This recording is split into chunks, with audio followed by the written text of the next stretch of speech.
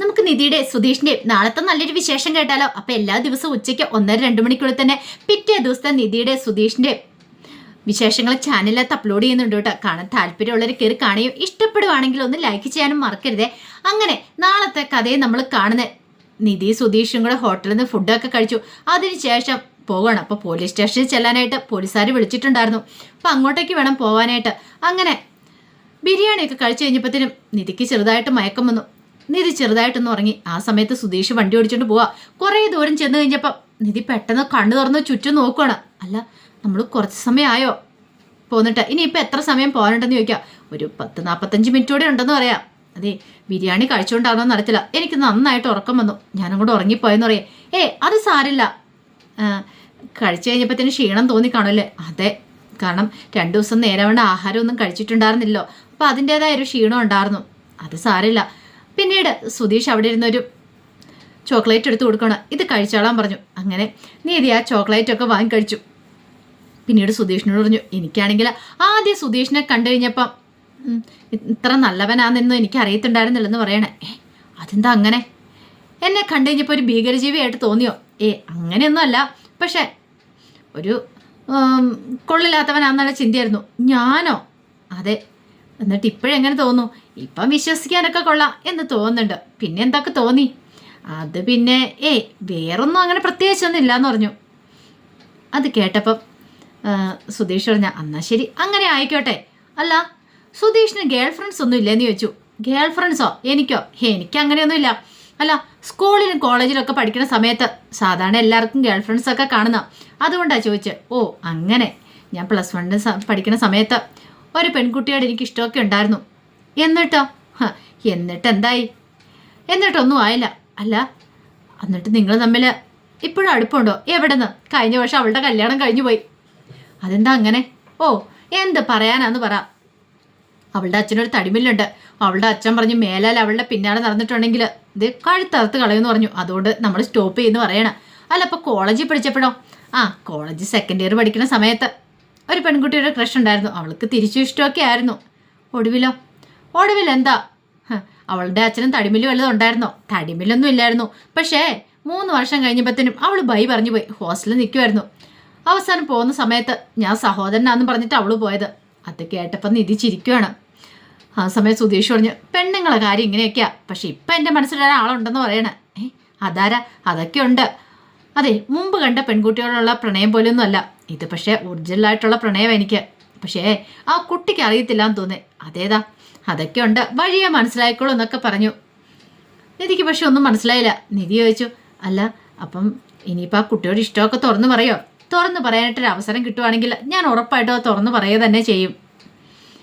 അത് കേട്ടപ്പോൾ നിധി പറഞ്ഞു, തുറന്ന് പറയണമെങ്കിൽ ഹെൽപ്പ് വേണമെങ്കിൽ എന്നോട് പറഞ്ഞാൽ മതി, ഞാനും കൂടെ ഹെൽപ്പ് ചെയ്യാമെന്നൊക്കെ പറഞ്ഞു. അത് കേട്ട സുധീഷ് മനസ്സിൽ കരുതി, നീ ഹെൽപ്പ് ചെയ്യാമെന്നോ? നിന്നോട് തന്നെ ഞാൻ പറയാൻ പോകുന്നത്, പിന്നെ നീ എനിക്കെങ്ങനെ ഹെൽപ്പ് ചെയ്യുന്നതെന്ന് സുധീഷ് മനസ്സിൽ പറഞ്ഞു. ഇതേ സമയം സുനന്ദയുടെ വീട്ടിൽ സുനന്ദയുടെ അമ്മ കറിയൊക്കെ ഉണ്ടാക്കിക്കൊണ്ടിരിക്കുകയാണ്. പിന്നീട് സുനന്ദയെ വിളിച്ചു, നീ അവിടെ എന്തെടുക്കുക? ഞാനിവിടെ ഉണ്ട്. എടി, നീ വിളി കേൾക്കുന്ന അല്ലാതെ ഇങ്ങോട്ടേക്കൊന്നും വന്നില്ലോ. എന്താ അമ്മ എപ്പോഴും കിടന്ന് അലറി വിളിക്കുന്നത്? എടി, ഈ വീടൊക്കെ ഒന്ന് തൂത്ത് വൃത്തിയാക്കി ഇട്. എപ്പം നോക്കിയാലും അവളെ കുത്തിപ്പിടിച്ച് അവിടെ ഇരിക്കുന്നതാണ്. ഞാൻ വൃത്തിയാക്കി ഇട്ടോളാം അമ്മേ. ഒടുവിൽ സുനന്ദി വന്നിട്ട് വീടൊക്കെ തൂത്ത് വൃത്തിയാക്കാൻ തുടങ്ങി. അപ്പോഴാണ് ബ്ലൗസ് തയ്ച്ചുകൊണ്ട് ആ ചേച്ചി അങ്ങോട്ടേക്ക് വരുന്നത്. നിധിയുടെ ബ്ലൗസ് കൊണ്ട് തയ്ക്കാനായിട്ട് കൊടുത്തിട്ടുണ്ടായിരുന്നു സുനന്ദി. അങ്ങനെ ബ്ലൗസ് തയ്ച്ചിട്ട് അവർ വന്നിട്ട് സുനന്ദിയോട് പറഞ്ഞു, ഇതാ ബ്ലൗസ് തയ്ച്ചിട്ടുണ്ട്, നല്ലതാണോ നോക്കാൻ പറഞ്ഞു. അപ്പോഴേക്കും സുനന്ദി ഒന്നും ഞെട്ടി. ആ സമയത്ത് അകത്ത് നിന്നിരുന്ന ഭാസ്കറിന്റെ പെങ്ങൾ ചോദിച്ചു, എന്താ നീ ഇങ്ങോട്ടേക്ക് വന്നേന്ന് ചോദിക്കാം. അതെ, ഒരു ബ്ലൗസ് തയ്ക്കാൻ കൊടുത്തിട്ടുണ്ടായിരുന്നു ചേച്ചി, അത് കൊടുക്കാൻ വന്നതാ സുനന്ദിക്ക്. ബ്ലൗസോ? ഏത് ബ്ലൗസ് ആടി എന്ന് സുനന്ദയോട് ചോദിച്ചു. അത് പിന്നെ അമ്മ കഴിഞ്ഞ ദീപാവലിക്കെടുത്ത്. ദീപാവലിക്കെടുത്ത്? അത് നീ തയ്ച്ചില്ലായിരുന്നോ? അത് വെറുതെ അലമാരിക്കകത്തിരിക്കുമായിരുന്നു, ഞാൻ തയ്ച്ചില്ലായിരുന്നു പറയണം. സുനന്ദിക്കാണ് ദേഷ്യം. ഇവരെന്തിനാ ഇപ്പം ഇതും പൊക്കി പിടിച്ചോണ്ട് ഇങ്ങോട്ടേക്ക് വന്നേ? താനത് പോയി മേടിക്കുമായിരുന്നു. എൻ്റെ ദൈവമേ, ഓരോ വയ്യാവേലുകളൊക്കെ വരുന്ന വഴിയേ. പിന്നീട് കണ്ണും കൊണ്ട് കാണിച്ച്, നിങ്ങളൊന്ന് പോയി ചേച്ചിന്ന് പറയണം. അവരവിടെ തന്നെ നിൽക്കുവാണ്. ഒന്ന് പോയി ചേച്ചി, എനിക്ക് പണി ഉണ്ടാക്കാനായിട്ട് നിൽക്കുന്നത് ഇപ്പം. അപ്പോഴേക്കും സുനന്ദിയുടെ അമ്മ ചോദിച്ചു, എന്താടി നീ അവരെ കണ്ണും കൈയും കാണിക്കണേ? അല്ല, ഏത് ബ്ലൗസാണ് നീ ഇവൾക്ക് തയ്ച്ചു കൊടുത്തത് ചോദിക്കണം ആ തയ്യൽക്കാരിയോട്. അത് പിന്നെ അതെന്ന് പറഞ്ഞപ്പോഴത്തേന് സുനന്ദി ഇങ്ങനെ കയ്യും കാണും കാണിക്കുന്നുണ്ട്. പക്ഷെ അതൊന്നും അവർ ശ്രദ്ധിച്ചില്ല. അവർ പറഞ്ഞു, നിങ്ങളുടെ ആങ്ങളയില്ലേ, ആങ്ങളെ ഭാസ്കറിന്റെ മരുമോളുടെ ബ്ലൗസാ തയ്ക്കാൻ കൊണ്ട് തന്നേന്ന് പറയണം. അത് കേട്ട് കഴിഞ്ഞപ്പോൾ അവർ പാഞ്ഞു വന്നു. എന്നിട്ട് ചോദിച്ചു, നിന്നോട് ആരുടെ അത് ഇവൾക്ക് തയ്ച്ചു കൊടുക്കാനായിട്ട് പറഞ്ഞതെന്ന് ചോദിക്കുക. അത് പിന്നെ സുനന്ദി കൊണ്ട് തന്നു കഴിഞ്ഞപ്പോൾ സുനന്ദി കൊണ്ട് തന്നു കഴിഞ്ഞപ്പം അതങ്ങോട്ട് തയ്ക്കാമെന്ന് വിചാരിച്ചില്ലേ, നിനക്ക് നാണമുണ്ടോയെന്ന് ചോദിക്കുക. സുനന്ദിയോട് ചോദിച്ചു, ആരോട് ചോദിച്ചിട്ടാണ് നീ ഇത് തയ്ക്കാൻ കൊണ്ടു കൊടുത്തേ? അമ്മേ അത് പിന്നെ എടി ഒരു കാര്യം ഞാൻ പറഞ്ഞേക്കാം, ഈ വേലത്തരൊന്നും ഇവിടെ വേണ്ടാന്ന് പറയണം. അപ്പോഴേക്കും തയ്യൽക്കാരിക്ക് തോന്നി ഇനി ഇവിടെ നിന്നിട്ടുണ്ട് പന്തിയല്ലെന്ന്. അതെ ഞാൻ അങ്ങോട്ട് പോയേക്കോ എന്ന് പറഞ്ഞു. അത് പറഞ്ഞിട്ട് അവർ പതുക്കെ അവിടെ നിന്ന് എസ്കേപ്പായി. ആ സമയം സുനന്ദിയുടെ കയ്യിലേക്ക് കയറി പിടിച്ചു. ആ ബ്ലൗസ് അങ്ങോട്ട് മേടിക്കണം, ഇങ്ങോട്ട് ആടിയെന്ന് പറഞ്ഞ്. അമ്മ വേണ്ടമ്മേ ഇങ്ങ് തരാൻ പറയണം. എടി നിനക്ക് എന്ത് അഹങ്കാരമാടി, നീ എന്താ അഹങ്കാരം കാര്യം ചെയ്തിരിക്കുന്നേ? ആ വീട്ടിലേക്ക് പോവരുത്, അവരോടായിട്ട് യാതൊരു അടുപ്പവും വേണ്ടെന്ന് പറഞ്ഞിട്ട് നീ എനിക്ക് പുല്ല് വില എന്നിട്ട് നീ പോയിരിക്കുന്നു. നിനക്ക് നാണം ഉണ്ടോടി അഹങ്കാരി ഇങ്ങനെയൊക്കെ ചെയ്യാനായിട്ട്? നിന്നെ ഞാൻ വെറുതെ വെച്ചേക്കില്ല, കാണിച്ചരാന്ന് പറഞ്ഞു. അവള് ഒരു ബ്ലൗസും തയ്ച്ചുകൊണ്ട് വന്നിരിക്കുന്നു. ഇത് ആ ഭാസ്കറിന്റെ മരുമോൾ ഇന്ന് ഇട്ടുന്നത് കാണും, ഇത് ഞാൻ വലിച്ചു കയറി കുപ്പയ്ക്കകത്തെറിയും എന്നും പറഞ്ഞിട്ട് വലിച്ചു കയറാൻ തുടങ്ങുവാണ്. ആ സമയം സുനന്ദയ്ക്ക് മനസ്സിലായി പണി പാളി എന്നുള്ള കാര്യം. സുനന്ദി പറഞ്ഞു, അമ്മ വേണ്ടമെന്നൊക്കെ പറയണം. പക്ഷേ ഈ സുനന്ദയുടെ അമ്മ സമ്മതിച്ചില്ല. അവരത് വലിച്ചു കയറാൻ തുടങ്ങിയപ്പോഴത്തേന് സുനന്ദി കൈ ഇങ്ങനെ ചൂണ്ടിക്കൊണ്ടങ്ങ് ചെന്നു. അമ്മേ ഒരു കാര്യം ഞാൻ പറയാം, ആ ബ്ലൗസ് എങ്ങാനും കീറിയിട്ടുണ്ടെങ്കിൽ അമ്മയാണെന്നും നോക്കത്തില്ല, പിന്നെ അമ്മയെന്ന് പോലും ഞാൻ വിചാരിക്കത്തൊന്നുമില്ല, ഞാൻ പിന്നെ അമ്മയെന്ന് വിളിക്കത്തും കൂടെ ഇല്ലെന്ന് പറഞ്ഞു. നീ എന്ത് ചെയ്യൂടി എന്ന് പറഞ്ഞുകൊണ്ട് എന്ത് ചെയ്യുക, കയ്യിലിരിക്കുന്ന ബ്ലൗസ് എല്ലാം കൂടെ താഴെ കിട്ടും, ആ കവർ സഹിതം. അപ്പോഴേക്ക് സുനന്ദി അത് പെട്ടെന്ന് എടുത്തു അതും എടുത്തുകൊണ്ട് ഓടുവാണ് സുധീഷിൻ്റെ വീട്ടിലേക്ക്. ആ സമയം സുനന്ദിയുടെ അമ്മയ്ക്ക് ഭയങ്കര ദേഷ്യമായി. നീ എവിടം വരെ ഓടാനാ? പോയിട്ട് ഇങ്ങോട്ടേക്ക് തന്നെയല്ലേ വരുന്നത്, നിന്റെ മുട്ടുകാലിൽ ഞാൻ തല്ലി ഓടിക്കും കണ്ടോ. എന്നെ നിനക്ക് ശരിക്കും അറിയത്തില്ല ചേട്ടാ. അതും പറഞ്ഞ് ദേഷ്യത്തോട് കൂടിയിട്ട് അകത്തേക്ക് അങ്ങോട്ട് കയറിപ്പോയി.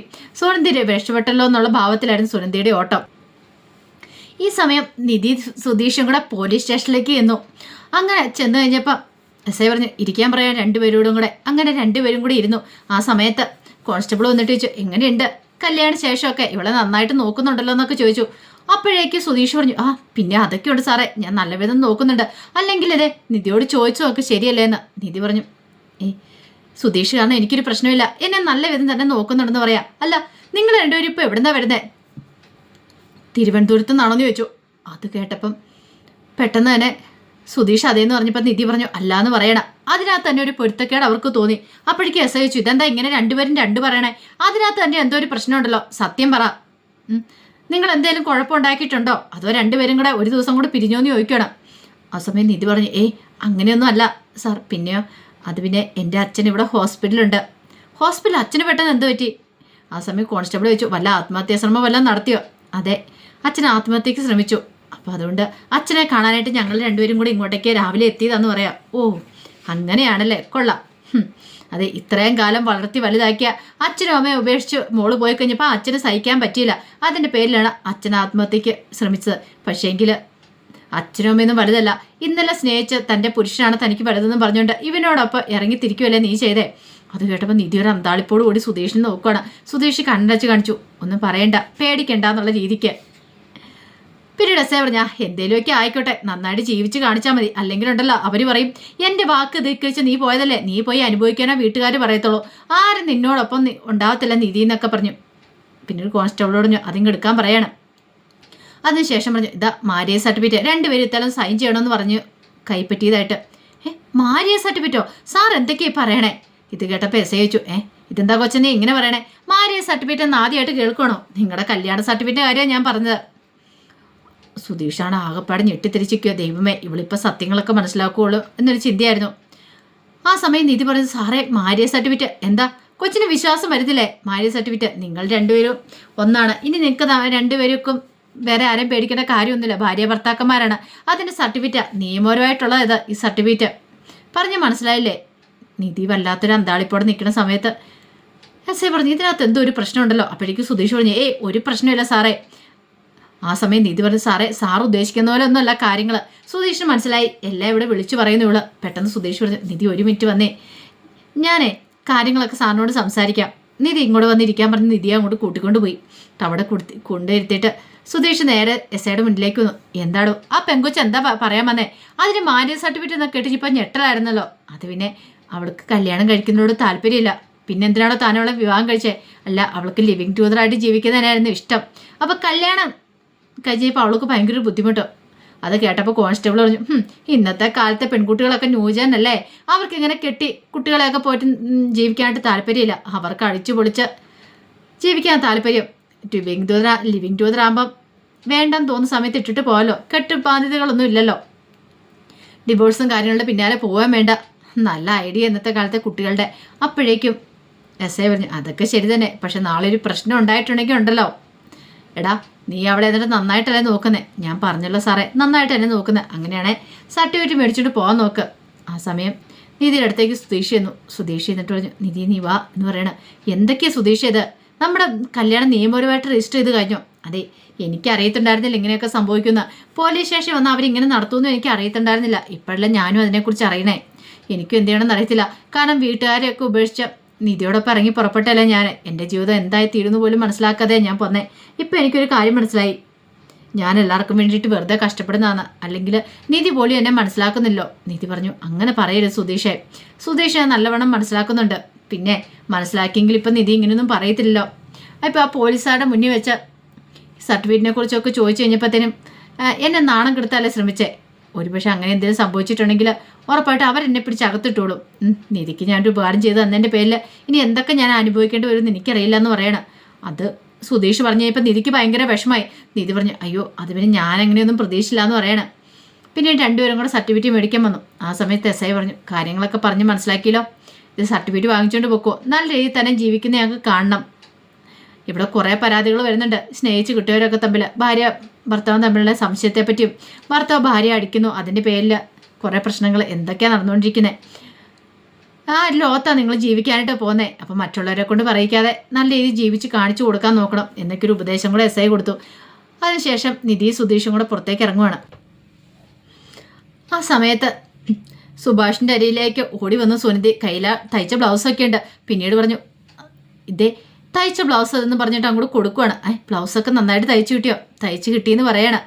സുഭാഷിന് സന്തോഷമായി.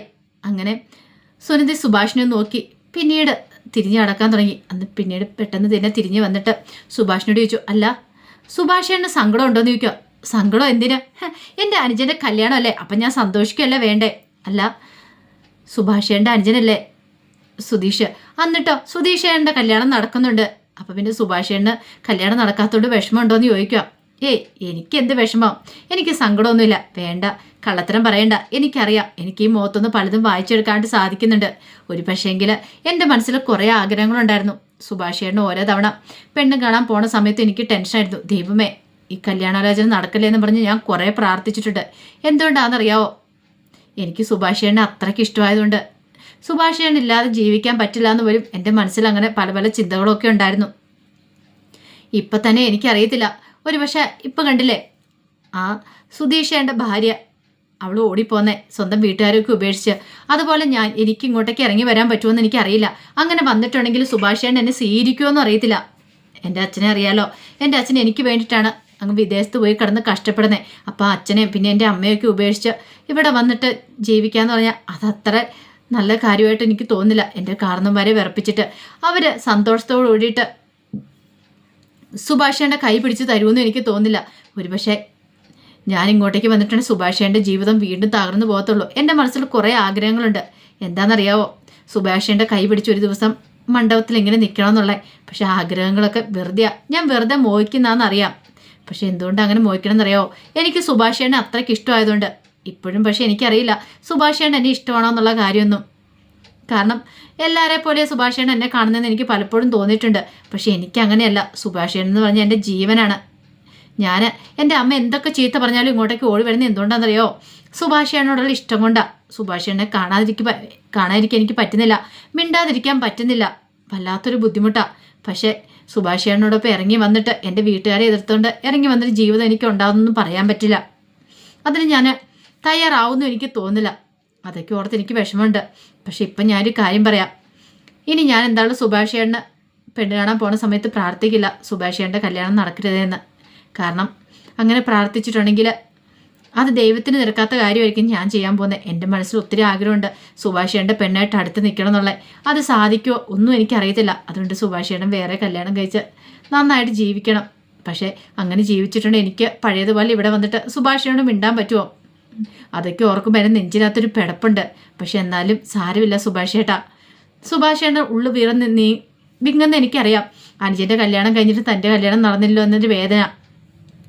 വിഷമിക്കണ്ട എന്നൊക്കെ പറഞ്ഞുകൊണ്ട് അങ്ങനെ തിരിഞ്ഞു നടക്കുവാണ് സുനന്ദി. ആ പോക്ക് കണ്ടുകഴിഞ്ഞപ്പോഴത്തേനും സുഭാഷിന് ഭയങ്കര വിഷമായി. കാരണം അവളുടെ മനസ്സിൽ അവൾ എത്രമാത്രം തന്നെ സ്നേഹിക്കുന്നുണ്ടെന്ന് സുഭാഷ് തിരിച്ചറിയുകയായിരുന്നു. അവൾക്ക് ഒത്തിരി സ്നേഹമുണ്ട്. അതുകൊണ്ടാണല്ലോ സ്വന്തം അച്ഛനമ്മമാരെ വേദനിപ്പിച്ചിട്ട് ഇറങ്ങി വരാനായിട്ട് അവൾ കൂട്ടാക്കാത്തെ. തൻ്റെ വേദന തൻ്റെ മനസ്സിൽ തന്നെ ഇരുന്നോട്ടെ, എന്നാലും തൻ്റെ അച്ഛനമ്മമാരെ ഒരിക്കലും വേദനിപ്പിക്കില്ലെന്ന് അവൾ പറയുന്നുണ്ട്. അവൾക്ക് തന്നെ അത്രയ്ക്ക് ഇഷ്ടമാണ് താനും. എന്നിട്ട് പോലും അതൊക്കെ ഓർത്ത് കഴിഞ്ഞപ്പോൾ സുഭാഷിൻ്റെ കണ്ണ് നിറഞ്ഞു വന്നു. സുഭാഷ് ആ കൈ കിട്ടിയ ബ്ലൗസൊക്കെ പിടിച്ച് ആകെപ്പാടെ വല്ലാത്തൊരവസ്ഥയിൽ ഇരിക്കുക.